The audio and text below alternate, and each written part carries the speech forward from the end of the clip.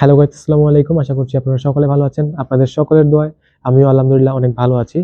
So আজকে আবারও চলে আসলাম নতুন আরেকটি ভিডিও শেয়ার করার জন্য।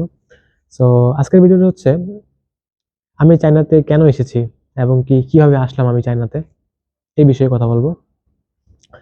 সো প্রথমে চায়নাতে মূলত আসা হচ্ছে লেখাপড়া করার জন্যই।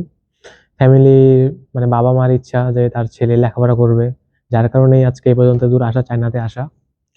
আর এখন যদি বলতে চাই আমি চায়নাতে কিভাবে আসলাম, তো এটার পিছনে অনেক লম্বা একটা কাহিনী, অনেক লম্বা একটা সময় পার করা। তো যাই হোক, একটু একটু করে বলি সবকিছুই। প্রথমত পিএসসি পরীক্ষা দিলাম, জিএসসি দিলাম। এই সময়ে কোনো মানে আমি যে বাইরে আসবো, লেখাপড়া করব, বিদেশে যাব, এই বিষয়ে কোনো আমার ইন্টারেস্ট ছিল না, এবং কি আমি নিজেও জানতাম না যে আমি কোনো একটা সময় দেশের বাইরে যাব এবং কি লেখাপড়া করার জন্য, এবং কি সেটা আমার বাবা মা বলবে সেই বিষয়ে। তো এগুলা বিষয়ে আমার কোনো তখন এগুলো চিন্তা করি নাই, এবং কি কখনো মনেও করি নাই যে আমি দেশের বাইরে যাব লেখাপড়া করতে। তো এক একজনের এক এক জায়গা নিয়ে প্ল্যান। কারণ এর আগে প্ল্যান ছিল না, একটা কথাই আছে, যখন মানুষ ঠেকে যায় তখন সে চিন্তা করে যে এখন আমার কি করা উচিত, এখন আমি কি করব। তো আমার পরিস্থিতি সেরকমই হয়। এসএসসি পরীক্ষা দেওয়ার পর রেজাল্ট বের হয়ে গেল। তখন কি করব অনেক চিন্তা ভাবনা করে চিন্তা করলাম ডিপ্লোমাতে ভর্তি হব। তো তারপর কি করলাম, অনলাইনে অ্যাপ্লাই করলাম, আবেদন করলাম ভর্তি হওয়ার জন্য। তারপর আমি মূলত সিলেট চয়েস করলাম, কারণ কারণ আমার সিলেটি ভাষা অনেক ভালো লাগে। তো সেই জন্য আমার সিলেটি চয়েস দিলাম, ঢাকাতে দিছিলাম। তো রেজাল্ট, হ্যাঁ আরেকটা জিনিস, রেজাল্ট। আর রেজাল্ট মোটামুটি খারাপও ছিল না এবং কি মোটামুটি ভালোও ছিল না বলা চলে। রেজাল্ট মোটামুটি একটা রেজাল্টে। তো তারপর সিলেটে চান্স হয়ে যায় ভাগ্যক্রমে। সিলেটে চান্স হয়ে গেল আমার কম্পিউটার নেটওয়ার্কিং টেকনোলজি নিয়ে আমার চান্স হয়ে গেল সিলেটে। তারপর চলে আসলাম সিলেটে। তো প্রথম দিন সিলেটে আসার এক্সপিরিয়েন্সটা আসলে অনেক কঠিন ছিল। কারণ সব সময় বাড়িতে ছিলাম, ছোট থেকে বড় হয়েছি, হুট করে আমি নতুন একটা জায়গায়, আমার বাসা হচ্ছে এক জায়গায়, সে জায়গা থেকে সিলেট পুরা বাংলাদেশের এ মাথা ও মাথা হয়ে যায় এরকম, এত দূরে। তারপরেও আমার সাথে আমার মামা, আমার আব্বু, তো তারা দুইজন এসে আমাকে সিলেটে দিয়ে যায় লেখাপড়ার জন্য। রেখে যায়, একটা মেস ঠিক করে দিয়ে যায়। তো ওইখানেই আমার জীবন চলতেছিল মোটামুটি ভালোই। তারপর জীবনে আসলো আরেকজন, তার সাথে কথা বলা। আরেকজন বলতে আবার মেয়ে মানুষ বলতে পারেন, গার্লফ্রেন্ড তা এমন কিছু না, জাস্ট মোটামুটি একটা ভালো একটা ফ্রেন্ড। সে আসলো অনেক আমার জীবনে। তো মোটামুটি অনেক ভালোই চলতেছিল আমাদের সময়। তারপর আরেকজন ব্যক্তির এন্ট্রি হয় আমাদের জীবনে, সে আমার জীবনে মূলত সে আমাকে বলল যে এখন কি করতে, লেখাপড়া করতেছো, ফিউচার প্ল্যান কি, বা পরবর্তীতে কি করবা, এগুলা নিয়ে কোনো কিছু ভাবছো, কোনো চিন্তা করছো?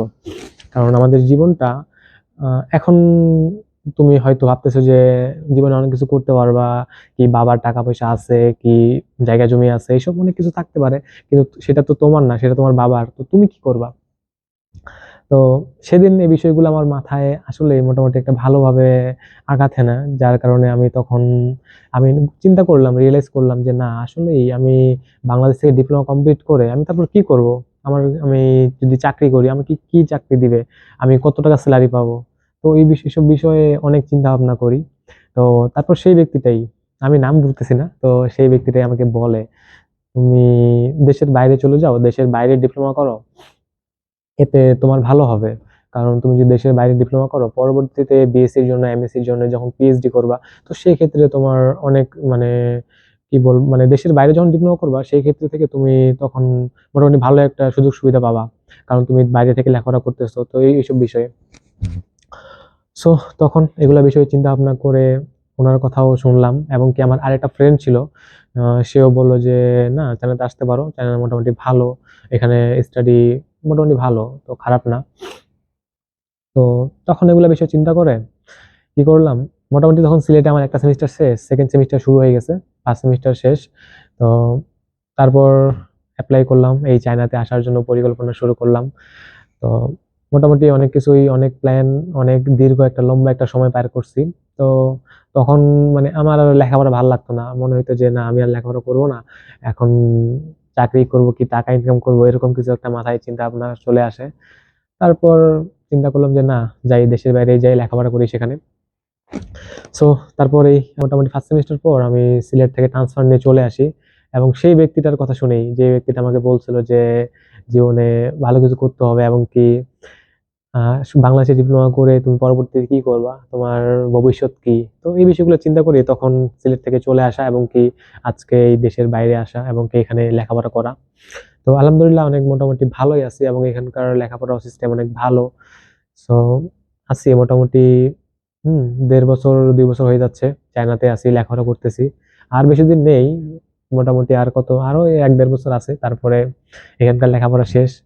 হয়তো এরপরে আহ, যাব অন্য কোথাও পিএইচডি, ডিপ্লোমা শেষ, মাস্টার্স পিএইচডি এসবের জন্য যাব,